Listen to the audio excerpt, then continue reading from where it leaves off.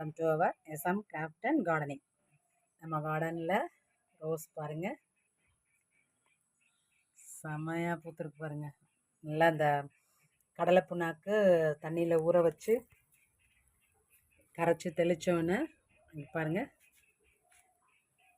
நிறைய துளிர் விட்டு நிறைய மொக்கு வச்சுருக்கு. இப்போ பாருங்கள், புதுசாக துளிர்கள்லாம் விடுது. இதுக்கு இடையில நிறைய பறிச்சாச்சு பாருங்க. இந்த கலரு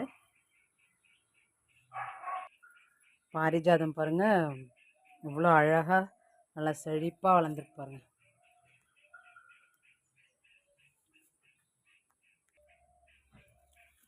இங்கே பாருங்கள், இந்த ரோஸ் பாருங்கள். அடுத்தது எல்லோ ரோஸ் நிறைய பறிச்சிட்டாச்சு. இப்போது நிறைய மொக்கு வச்சுருக்கு பாருங்க. இது இன்னொரு செடி, இதுலேயுமே இப்போது மொக்கு வச்சுருக்கு. ஒயிட்டும் லைட் கலராக பிங்க் கலரும் கலந்தது.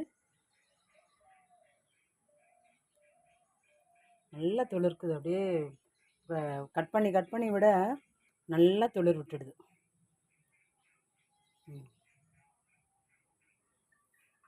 இதில் ஒரு மொக்கு வைக்க போகுது. இதில் ஆல்ரெடி வச்சுருக்கு மொக்கு.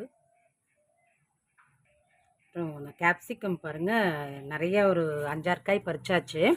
இப்போது இந்த துளிர் விடுறது எல்லாமே இடையில நிறைய கொட்டிடுச்சுன்னு சொன்னேன்னா பூ வச்சு வச்சு. இப்போ பாருங்கள், இப்போ வைக்கிற பூ எல்லாமே அப்படியே காய் விடும் பாருங்கள். பாருங்கள், இது எல்லாமே அப்படியே காயாகிற ஸ்டேஜ் தான். பூத்துட்டு அப்படியே காய் விடுறது. அடுத்து பாருங்கள், ஊட்டி மிளகா ஒரு 10 மிளகா பறிச்சாச்சு. இப்போ இது பாருங்கள், அடுத்த ஷிஃப்ட்டு வச்சுருக்கு.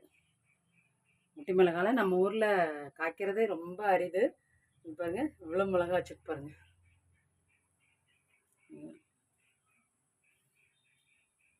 நிறைய முன்னாடி எல்லா பூவுமே அப்படியே கொட்டிடும். இப்போது வைக்கிற பூ எல்லாமே அப்படியே காயாக மாறிடுது பாருங்க. இங்கே நிறைய பூ வச்சுருக்கு. இந்த பூ எல்லாமே இப்போ இதெல்லாம் காயாக தான் மாறப்போகுது.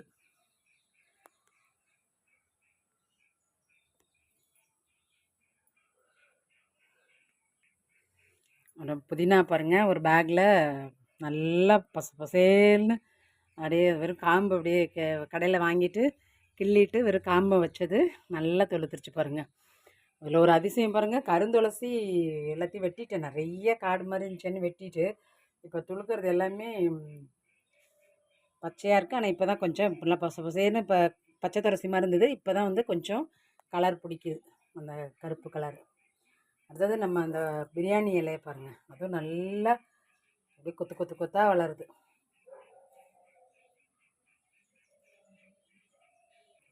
இதை எல்லாமே வெட்டி விட்டுட்டேன். இந்த நிறைய அப்படியே புஸ்ன்னு வளர்ந்துருந்தது, கொடியாக படர ஆரம்பிச்சிருச்சு. அதனால் கொடியாக வேணாமேன்னு சொல்லிட்டு எல்லாத்தையுமே கட் பண்ணியாச்சு. முல்லை செடி எல்லாமே பாருங்கள், நுனியெலாம் கட் பண்ணி விட்டுட்டேன். இது ஒன்று மட்டும் கொஞ்சம் உயரமாக போகுது. இதில் சரி மொக்கு வைக்கிட்டோம் அப்படின்ட்டு. அதுபோல் ரப்பர் காக்கட்டானியுமே வெட்டியாச்சு. எல்லாம் அப்படியே காடு மாதிரி வளர்ந்துருது. எல்லாத்தையும் கட் பண்ணி விட்டுட்டேன். கட் பண்ணி விட்டு சின்னதாக தொட்டிலேயே வளர்க்குற மாதிரி வச்சாச்சு. இந்த ரப்பர் காக்கட்டான் மட்டும் ஒரு கொடி மேலே அது மொக்கு வச்சுருக்கு. அதனால் சரி அப்படியே விட்டாச்சு. அது மொக்கு முடிஞ்சோன்னே கட் பண்ணிக்கலாம். நீங்கள் பாருங்கள், இது எல்லாமே இப்போது மொக்கு வச்சிருக்கு. மொக்கு விட்டோன்னே நம்ம வந்து பறிச்சுட்டு எல்லாத்துலேயுமே துளிர் விட்டு மொக்கு வச்சிருச்சு. அதுக்கப்புறம் மொக்கு வைக்காத அந்த களையெல்லாம் மட்டும் வெட்டியாச்சு. வெட்டிட்டு துளுக்கட்டும் அப்படின்னு சொல்லிட்டு விட்டு வச்சுருக்கோங்க. புதுசாக என்னென்னா தானாக முளைச்ச வெண்சங்கு பூ, அது நல்லா கொடியாக படர்ந்து நிறைய பூக்குது. குட்டி குட்டியாக இருக்குது இந்த பூவு, நிறைய பூக்குது. தானாக முளைச்சது. அப்புறம் பாருங்கள், நம்ம திராட்சை கொடி நல்லா படர்ந்து இது வரைக்கும் வளர்ந்துட்டார் பாருங்கள். அடுத்தது டிராகன் ஃப்ரூட்.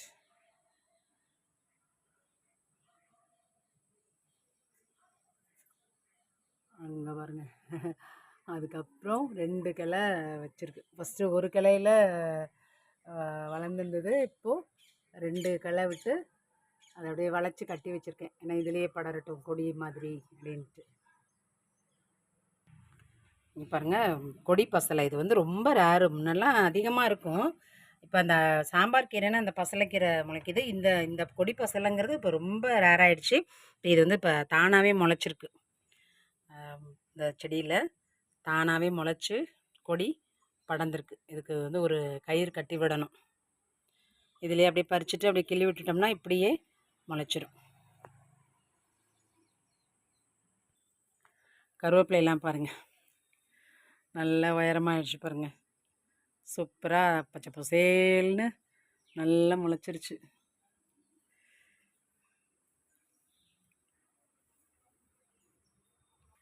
பரண்டை பாருங்கள், இங்கேருந்து தான் முன்னாடி காமிக்கும்போது இப்போது அப்படி போய் அந்த பந்தலோடு போயிட்டு இங்கே பாருங்க, இது வரைக்கும் வந்துருச்சு. இப்போ அந்த பந்தலில் ஃபுல்லாக இதுதான் பரண்டை ஆகிடும் போல இருக்குது. அதுலேயே பக்கக்கல்லை வச்சு இந்த பாருங்க, இந்த ஒரு கொடி இப்போ புதுசாக படருது. இங்கே ஒரு கொடி படர்ந்து வருது பாருங்கள்.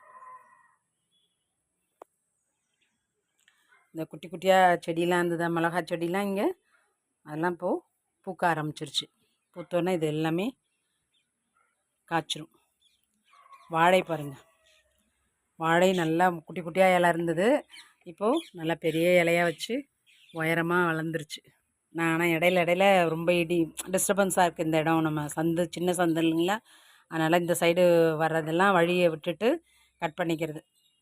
ஏதாவது விசேஷ நாள், அமாவாசை அது மாதிரி வந்துச்சுன்னா ஒவ்வொரு இலையாக கட் பண்ணிவிட்டு இப்போ அடுத்தது புதுசாக வர்றது இனிமேல் மேலே கிளம்பணும். நல்லா பெரிய இலையாக விட்டுருக்கு பாருங்கள்.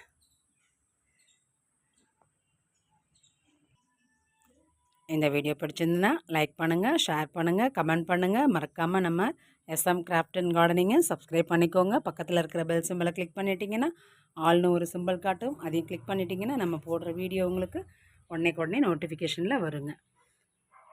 மீண்டும் ஒரு இனிய வீடியோவில் சந்திப்போம். Until then, see you. Tata. Bye.